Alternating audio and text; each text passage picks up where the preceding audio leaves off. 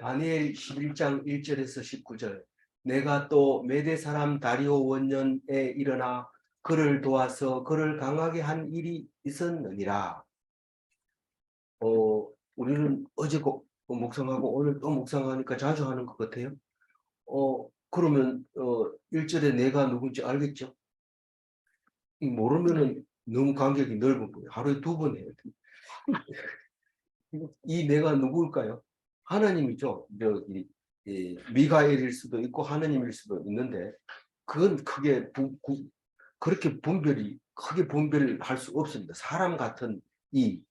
그런데 뭐옷 입은 게 휘황찬란하면 하나님이고 또 그렇다 하더라도 심부름을 받은 미가엘일 수도 있는 겁니다. 어쨌거나 우리는 하나님이냐 성령님이나 예수님이냐 이게 헷갈릴 때 그냥 그 세 분 다 한 사람이다. 이렇게 생각하면 큰 문제 없이 넘어갈 수 있는 겁니다. 그래서 내가 또 메대 사람 다리오 원년에 일어나 누가 일어났다고요? 하나님이 일어났다. 하나님이 뭐 앉아 있으니까 뒤에 읽어보면 무슨 뜻인지 압니다. 일어나서 어떻게 했다? 그를 도왔다. 누구를 도왔다? 다리오를 도왔다. 어떻게 도왔는데 다리오가 왕이 되도록 그 원년에 도왔죠. 안 그러면 원년이 될 수 있습니까? 그렇지만 원년에 일어난 사건들이 많습니다. 그거 이제 좀 둘러보기로 하고 그를 도와서 그를 강하게 한 일이 있었느니라 그렇게 얘기할 때 다니엘서에서 다리오 원년에 어떤 일이 있었는지 지난 글을 생각해 보면 되는데 벌써 7장부터 얘기를 했으니까 까마득한 옛날 얘기.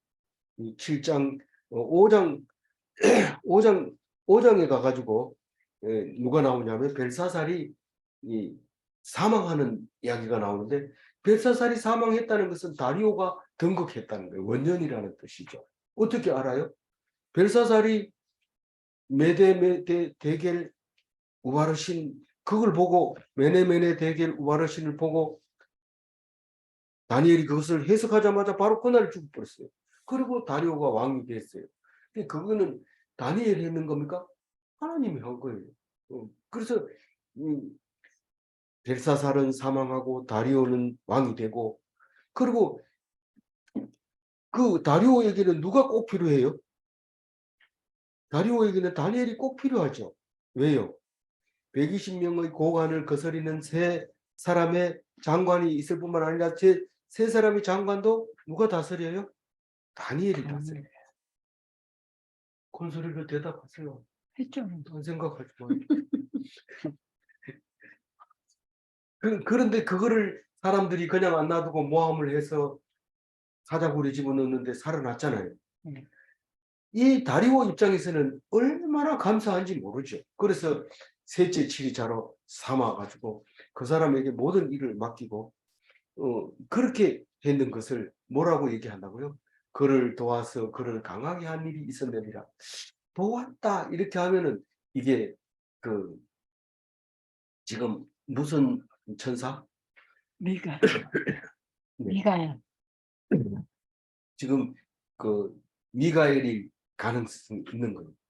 지금 앞에서 미가엘이 계속 보여줬기 때문에 10장 마지막 절까지.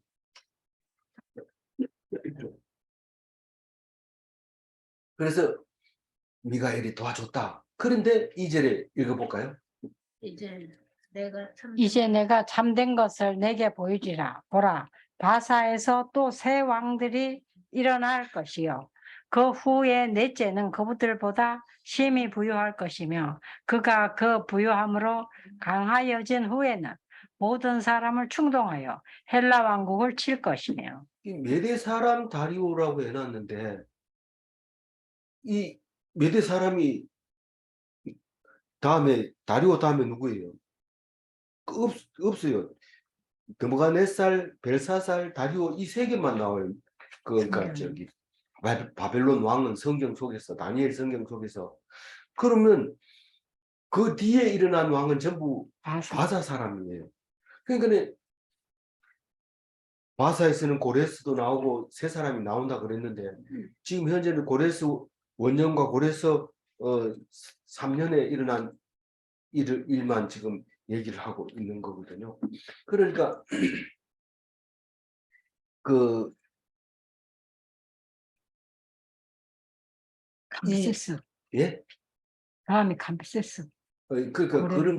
그런 거를 우리는 성경에서는 없잖아요. 그러니까 그 일반요. 있는 대로 보고 제가 실력이 좋으면 자세히 설명하면 되는데 어설피 얘기를 해가지고는 될 일이 아니니까 이게 지금 바벨론이 무너지고 페르시아가 일어날 거다 얘기는 앞에서 했기 때문에 이건 뭐 그 얘기할 건 없고 참된 것을 내게 보이리라 이 말은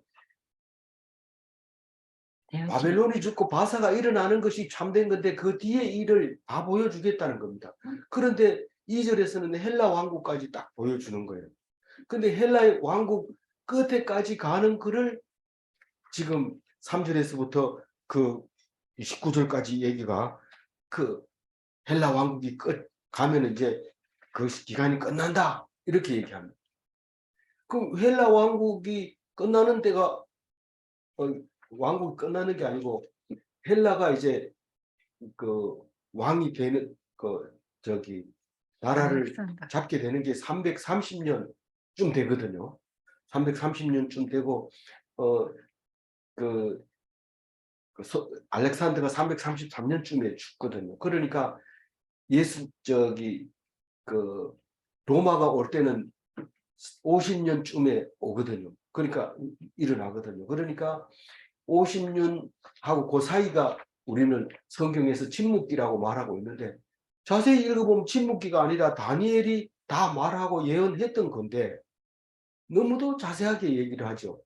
그러니 1.1핵도 안 틀리고 그대로 이루어진다고 말할 때 믿음이 안 가죠. 어떻게 그걸 믿을 수 있느냐. 아무리 이 성령님이 인도한다 해도 너무 자세하지 않느냐. 이게 뭐 문제 있는 거 아니냐. 이 성경을 우리가 어떻게 봐야 되느냐. 심지어는 출애굽하는 백성들이 너희들이 가서 어떻게 할 것이다. 다 알고 그대로 이루어지는 것을 보게 될 때 우리는 그것을 어떻게 말했어요. 지는 왜? 그때다 연도수로 따지면 그때 당시에는 글자도 없었고 말할 사람도 입으로 전해가지고는 그렇게 자세히 전할 수 없다. 그러니까 이것은 바벨론 포로 갔다 오면서 적은 거다라고 얘기를 하면서 그것은 역사적으로는 그렇지만 우리는 그것을 하나님이 쓰고 성령님이 썼다고 말할 수 있는 것은 우리 집사람 보면 안다. 뭐 집사람 뭐라 했는데 온갖 얘기를 다 합니다. 그래 놓고는 나중에 가서 일이 잘 되면 그게 봐라 내가 그 얘기 했잖아 이런데 잘 안 되면 그거 봐라 그것도 내가 얘기했잖아 이런 식으로 얘기를 하기 때문에 성경은 나쁜 걸 쓰는 게 아니고 옳은 걸 쓰고 바른 것을 쓰다 보면 결국은 이것은 우리에게 성경이 되고 아주 중요한 일이 되는데 딴 것이 아니라 우리는 미래를 쓴 것처럼 보이지만 사실상은 과거를 쓴 거예요. 과거에 너희들이 이렇게 얘기를 했는데도 불구하고 여태까지 이거를 하지 않아서 이렇게 됐다 하는 것을 쓰는 게 성경입니다. 그럼 결국은 예수님이 오신 것을 분명히 확인한 다음에 이 역사는 이렇게 흘러왔구나 하는 것을 알게 되고 자세하게 기록할 수 있는 거죠. 근데 만약에 목회하시는 분이 저처럼 이렇게 말을 한다 그러면 이 신학교 가가지고 겨우 들을 만한 얘기를 막 이렇게 성도들 앞에서 한다면 성경을 뭐 이렇게 하더라 이러면서 상처를 받고 성경을 등한시하고 이건 역사책인데 뭐 이러면서 얘기를 할 수가 있는 것이 돼버립니다. 근데 우리는 이것을 다른 사람하고 보는 눈을 달리 해야 되게 우리는 믿음으로 보라고 그렇게 한 거예요. 믿음으로 보라고. 과거를 썼는데도 불구하고 미래형으로 쓴 거예요. 성경을. 과거를 쓰는데도 미래형으로 쓴 거예요. 그러니까 1.1핵도 안 틀리는 거예요. 그러니까 그걸 바꿔서도 안 되는 거예요. 그래서 우리는 그게 믿음이 없는 거지 그냥 믿고 하면 안 되나? 믿고 하면 되지. 그러나 다음에 힘을 주질 않아요.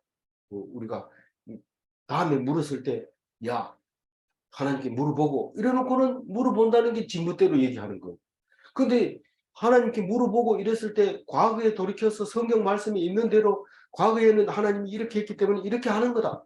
그렇게 말하는 거는 말이 되지만은 자기가 성경대로 미래를 생각해가지고 막 얘기해보고 이러면 성경은 그렇게 쓰여진 건 아니라는 것을 알아야 돼요.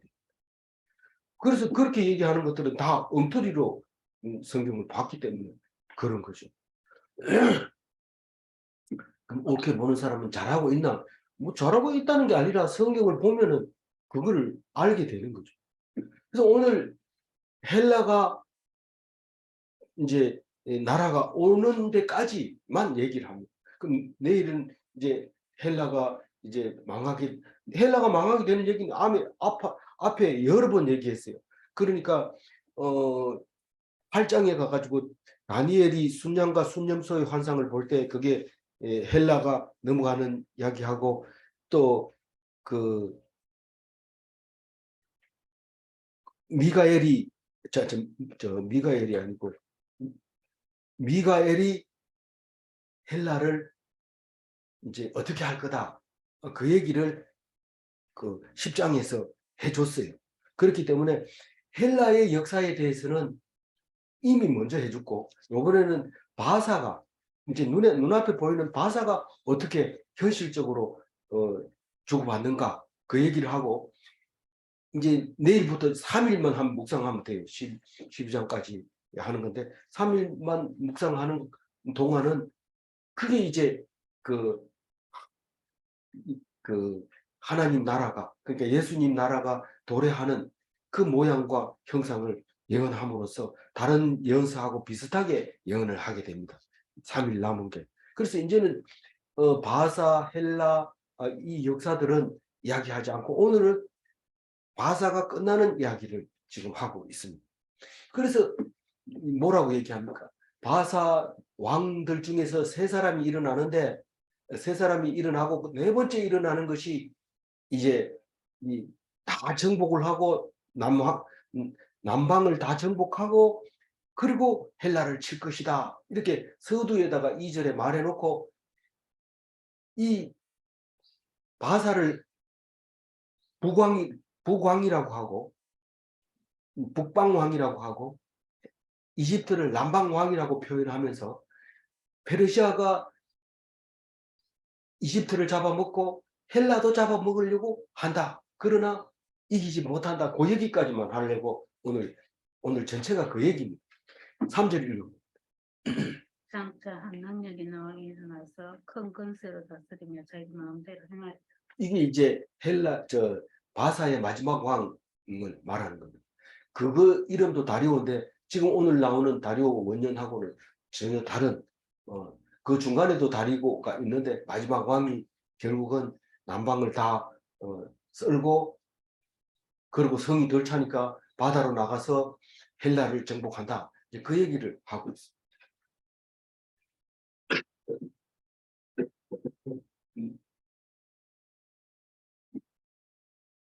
4절 읽어주세요. 그러나 그가 왕성할 때에 그의 나라가 갈라져 천하 사방에 나누일 것이나 그의 자손에게로 돌아가지도 아니할 것이요 또 자기가 주장하던 권세대로도 되지 아니하리니 이는 그 나라가 뽑혀서 그 외에 다른 사람들에게로 돌아갈 것입니다. 이게 뭘 얘기합니까?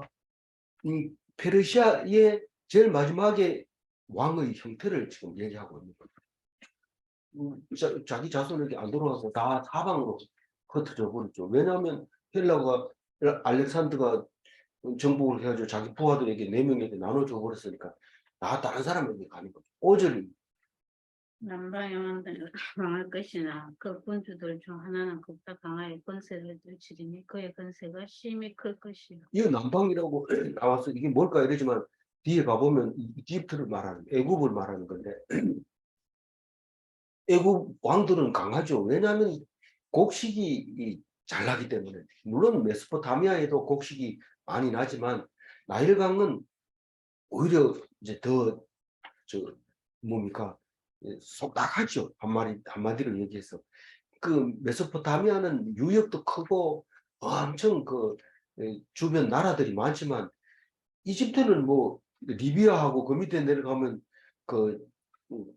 어디입니까 그 여왕이 있는데 그 이디오피아 그쪽하고 이 두 군데가 양쪽에 있지 가운데는 이쪽은 사막이고 이쪽은 바다고 이래서 크기는 크지 않거든.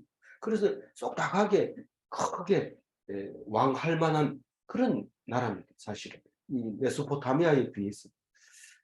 그래서 그 남방 왕들은 강할 것이나 군주 중 하나가는 그보다 더 강하여 권세를 떨치리니 그 권세가 힘이 클 것이요. 이 메소포타미아에서 큰 왕이 나면 이집트에도 큰 왕이 납니다. 그래서 그 둘 사이에 싸움고 왕들이 전쟁을 지금 얘기하고 있는데 6절 읽어보죠. 일주일 후에 그들이 서로 단합하려니 곧 남방왕의 딸이 북방왕에게 가서 화친하리라. 그러나 그 공주의 힘이 쇠하고 그 쓰지도 못하면 근세가 없어질 그 공주가 그를 데리고 온 자와 그를 낳은 자와 그때에 도와주던 자가 다 버림을 당하리라. 이 역사학자들은 이것을 잘 설명할 수 있는데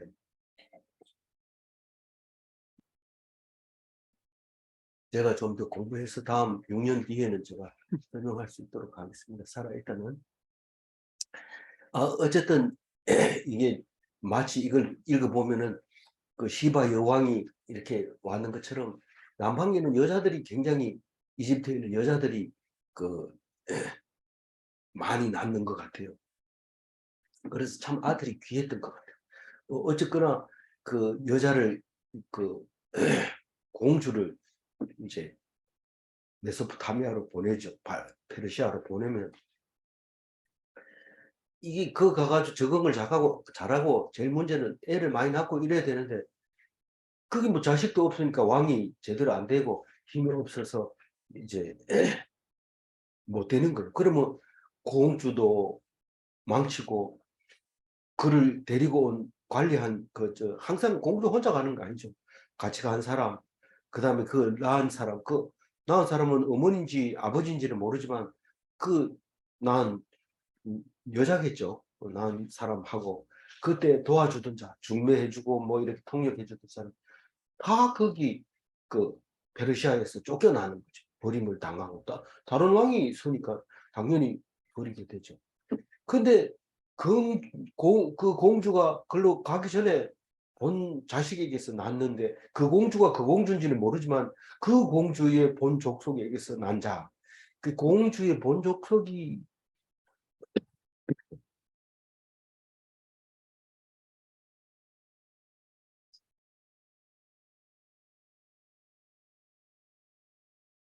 몇 절 읽었습니다. 예, 그래서 그 7절 읽었어요. 그러나 그 공주의 본 족속에게서 남자 중에 한 사람이 왕위를 이어 권세를 받아 북방왕의 군대를 치러 와서 그의 성에 들어가서 그들을 쳐서 이기고 이제 다른 사람이 왕이 됐으니까 그 공주는 이제 쫓겨났으니까 별 볼 일 없이 무시했는데 그 공주의 본 족속이니까 공주의 친정이라고 말할 수 있는지 아니면 공주가 아를 낳아놓고 갔는데 그 아가 왕이 됐는지 그거는 몰라요. 그건 역사학자들이 이제 하다 보면은 이고레스가 이게 성경에 나와 있네 이러면서 깜짝 놀라는 경우가 있는데 사실 그래서 옛날에 참 성경을 가지고 역사를 공부했다는 알 수 있어요. 중세 때는 막 굉장히 성경을 그래가지고 지구가 3,000년밖에 안 되는 줄 알았어요. 근데 지금 계산해보면 60억 년 됐다. 지금은 이제 그 과학을 앞서가고 성경을 그런 참고를 하죠. 그전에는 성경을 기준으로 역사를 했어요. 그래서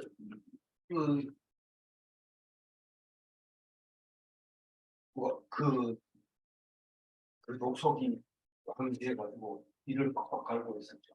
우리를 그렇게 무시했다. 그렇게 하면서 군대를 일으키고 북방으로 가서 성에 들어가서 쳐서 이깁니까? 이기지. 그다음 8절 그 신들과 부어 만든 우상들과 은과 금의 아름다운 그릇들은 다 노략하여 애굽으로 가져갈 것이요 몇 해 동안은 그가 북방왕을 치지 아니하리라. 그래서 페르시아는 혼쭐이 났죠. 우상을 금으로 만들어가지고 신나게 섬기다가 그거 다 갚고 이제 그리고 가져가가지고는 원수 갚았으니까 이제 뭐 솔직히 이집트는 충분하게 살거든요. 메소포타미아 러시아 안 가도 되고 그러니까 우리끼리 잘 살자 이러고 잘 사는 거안 가고 그런데 남한 사람은 또 그냥 있을 수 있나요? 못 있잖아요. 부절이. 북방왕이 남방왕의 왕국으로 쳐들어갈 것이나 자기 본국으로 물러가리라. 그러니까 북방왕은 그동안 당했는 거 생각하고 이제 남방으로 이제 오지요. 그렇지만 무슨 연유인지 모르지만 돌아가. 원국에 무슨 물리 문제가 있어서 돌아갈 수도 있고, 그래서 10절이에요. 그러나 그의 아들들이 전쟁을 준비하고 심히 많은 군대를 모아서 물이 넘친같이 나올 것이며 그가 또 와서 남방왕의 견고한 성까지 칠 것이요. 그러니까 아버지는 와가지고 무슨 이유 때문에 돌아갔지만은 그 아들이 그걸 알고 그걸 못 먹는다고 하려 그래서 내가 한번 해볼게 이러고 그 아들이 그 아버지를 보고 이제 나와서 그 훌륭한 그 왕이 돼가지고 이집트를 쳤어 가지고 내가 크다 그렇게 하면서 11절 남방왕은 크게 노하여 나와서 북방왕과 싸울 것이라. 북방왕이 큰 무리를 일으킬 것이나 그 무리는 그의 손에 넘겨준 바 되리라. 그가 그 나오는데 그의 손이 누구의 손일까요? 하나님.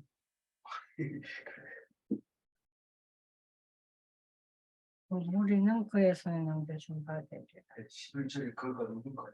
남방일까요? 북방일까요?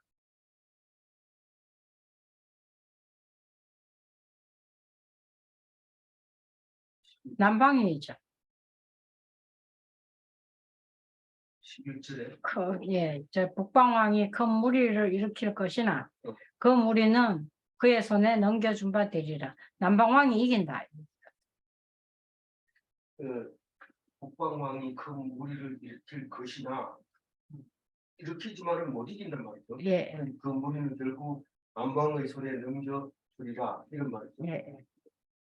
이제 그가 큰 무리를 사로잡은 후에 그의 마음이 스스로 높아져서 수만 명을 엎드러뜨릴 것이나 그 세력이 더하지 못. 더하지 못할 것이고 그가 무리를 사로잡은 그 남방왕이 말이죠. 네. 남방왕이 그들을 사로잡아 가지고 교만해지고 수만 사람을 엎드러뜨리지만은 그 세력을 더하지 못할 것이오. 그런 말이죠. 네. 13절 읽었죠.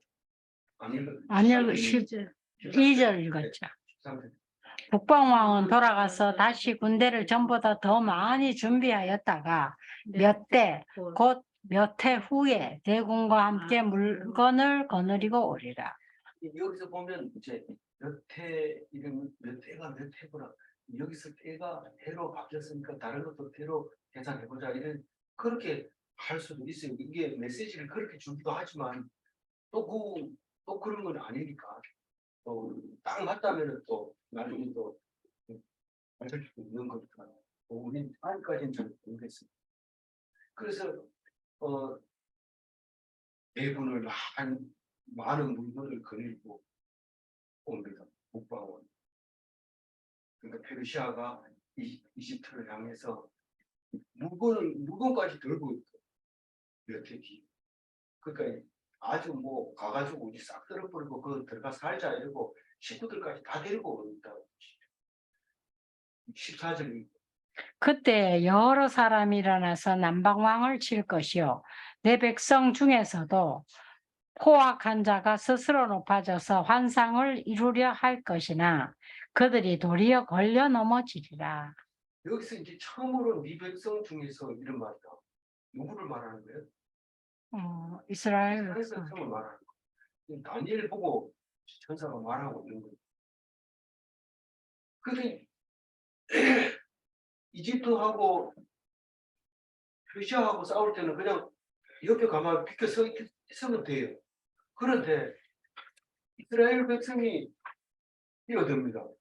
이 마지막 왕 무기토 전쟁에서 요시야. 요시야 왕도 가만히 있으면 되는데 자기 나라가 큰 줄 알고 내가 이게 이스라엘 왕으로서 이 전쟁을 그냥 보고 있을 수 없다. 가지 마라. 이러니까 이집트 군대가 작습니까? 툭 치니까 떡 넘어져 버렸는데 마지막에 왕이 되어버리니까 요시아 왕. 나머지 뭐 뒤에 6명입니까? 네 명. 4명 왕은 아무것도 아니죠. 붙고 난 다음에 억지로 3개월, 11년, 11년 이렇게 했거든요.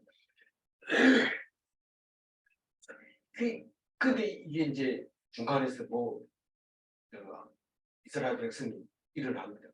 이스라엘 그 많은 군대를 거느리고 페르시아 사람이 이집트로 갈 때 그 이스라엘을 지나가지고 가니까 그 이스라엘 백성 중에 아주 포악한 사람이 있어가지고 스스로 높아져서 환상을 이루려 할 것이다. 환상이 뭡니까? 우리가 성경 보는 게 이게 다 환상입니다. 환상이 아니면은 누구든지 볼 수 있는 것이고 누구든지 예, 확인할 수 있는 건데 우리는 모르기 때문에 이게 다 환상이고 꿈이죠.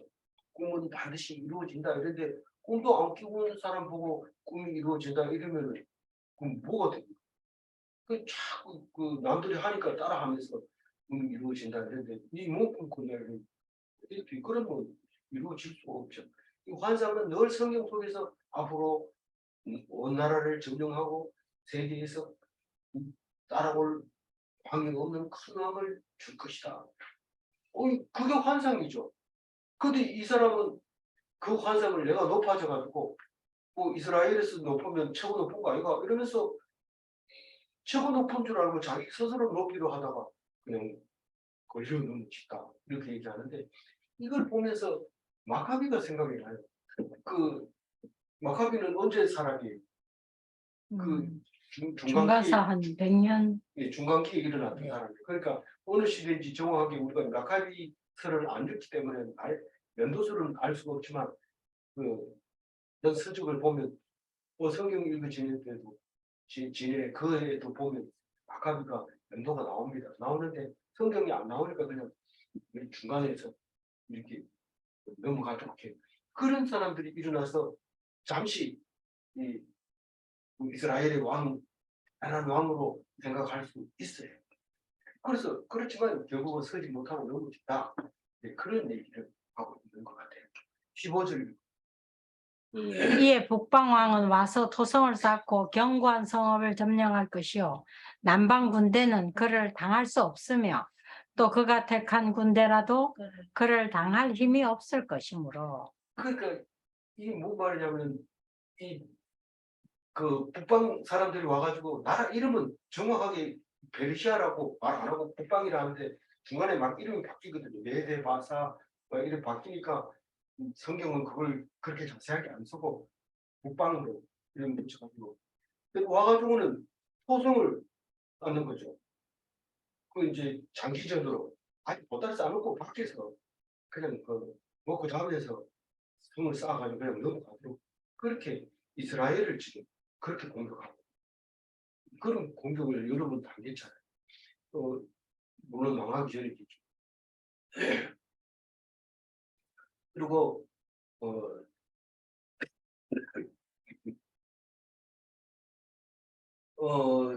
남방 군대는 그를 당할 수 없으면 당연히 이스라엘이 이제 그 공격을 당하면 이집트에서 와가지고 도와준다. 그래서 죽어나 사나 이집트를 믿고 살았던 거죠. 우리가 중국을 의지한 것처럼 외적이 침입하면 빨리 가가지고 진국하고 거기서 나중에 싸우고 이런 생각으로 있는 것처럼 비슷한 거죠. 그런데 이집트도 당할 수 없고 그가 택한 군대라도 용병을 사서 하는 힘센 사람들만 모아가지고 가서 해도 못 이긴다 이 말이죠. 16절 오직 와서 치는 자가 자기 마음대로 행하리니 그를 당할 사람이 없겠고 그는 영화로운 땅에 설 것이요 그의 손에는 멸망이 있으리라. 영화로운 땅에 설 것이요 이러면 뭐 그림 이스라엘 예루살렘 말하는 그래서 그 북방 사람들이 와서 이스라엘을 점령하고 거기에는 멸망만 있다 그렇게 말합니다. 17절 그가 결심하고 전국을 힘을 다하여 이르렀다가 그와 화친할 것이요 또 여자의 딸을 그에게 주어 그의 나라를 망하게 하려 할 것이나 이루지 못하리라. 그에게 무익하리라. 그 16절이 16절이 북방 왕이요 남방 왕이요 이에 북방 북방왕. 왕이 와서 도성을 사고 경관 그러니까 치는 자니까 북방 왕이죠. 예. 치는 자니까 북방 왕인데 힘을 다하여 이르렀다가 그와 화친할 것이요 이 말은 남방하고 화친한다. 예, 남방하고 화친을 한다는 말이죠. 그런데 그러다가 안 되면 여자의 딸을 그에게 주어 이 그 바빌론이나 이쪽을 이나라로 표현하기도 하는데 이걸 정확하게 필요 여기 하나요.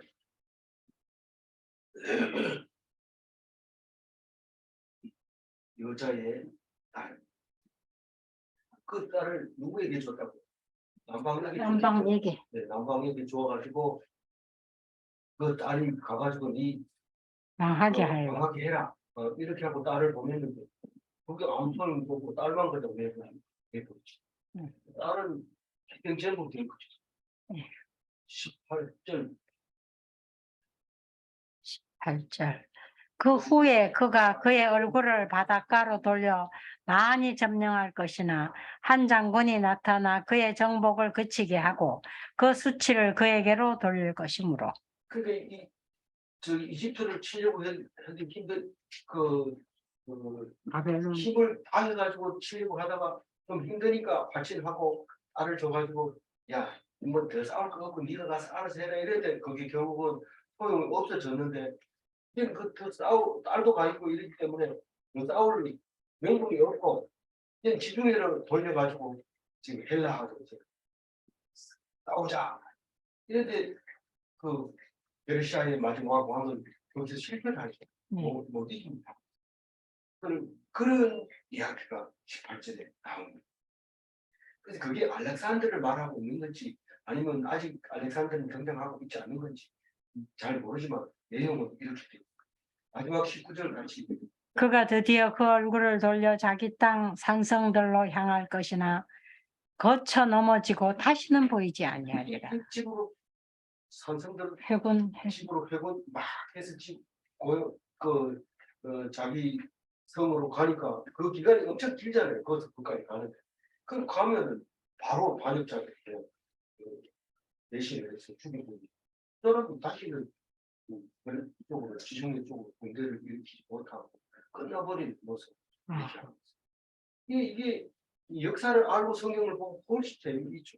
우리가 공부를 못하고 성경 보는 거하고 공부를 하고 성경 공부하고 성경 보는 게 됩니다. 그렇기 때문에 그냥 밥으로 믿어도 역사는 그냥 성경 없이 믿는 사람은 오히려 역사를 쓰고 성경이 더 위해서 성경을 쓰게 되고 이렇게 할 수도 있지 뭐. 그러나 꼭 이제 그렇지만 않고 잘 알면 잘 아는 만큼 꼭 다른 은혜가 하다. 이 성경은 사람이나 공부 못한 사람이나 잘생기나 못생기나 상관없이 은혜를 주는 성경. 오늘 14절 읽고 마무리할게요. 14절 그때에 여러 사람이 일어나서 남방왕을 칠 것이요 내 백성 중에서도 포악한 자가 스스로 높아져서 환상을 이루게 할 것이나 그들이 도리어 걸려 넘어지리라. 자력으로 이루려고 하면 하나님의 사람이 아닙니다. 아무리 환상이 확실하고 그렇다 하더라도 내가 그것을 이루어야지. 이러면 그것은 하나님의 사람이 아니고 교만한 사람이고 하나님의 사람이 아니다. 하나님의 말씀에 순종하면 혹시 하나님이 귀히 쓰실 수도 있습니다. 그것을 믿고 그냥 그런 거죠. 믿고. 그렇지 아니할지라도 이러면서 하는 거죠. 순종하는 거죠. 세상 사람은 실패할 수밖에 없습니다. 하나님의 사람은 실패하지 않습니다. 이것을 믿고 뭐 실패할 거 없죠. 뭐 순종했는데 실패라는 게 있습니까? 하나님 하신 거죠. 그래서 실패하지 않는, 그리고 실패할 수밖에 없는 세상 사람이 아니고 예수를 믿어 하나님의 사람이 다 되시기를 주님이 이름으로 축원드립니다. 기도하겠습니다. 하나님 감사합니다. 그냥 망하고 하나님 나라가 올 것이다. 예수님은 우리 이 죄를 위해서 죽었다. 믿으라. 그렇게 말씀하시지 않고 그 전에 말씀하신 대로 오셨다. 그 전에 말씀하신 대로 나라가 이루어졌다. 말씀하시고 이루시는 하나님이다. 말씀하실 때 아멘 주여 했습니다. 그런 말을 할 수 있도록 우리에게 신앙을 허락하여 주셔서 감사합니다. 이 말을 붙들고 다른 사람과 유별되게 성별되게 살아가게 도와주셔서 감사하고 우리 주 예수 그리스도 이름으로 기도 올려옵나이다. 아멘.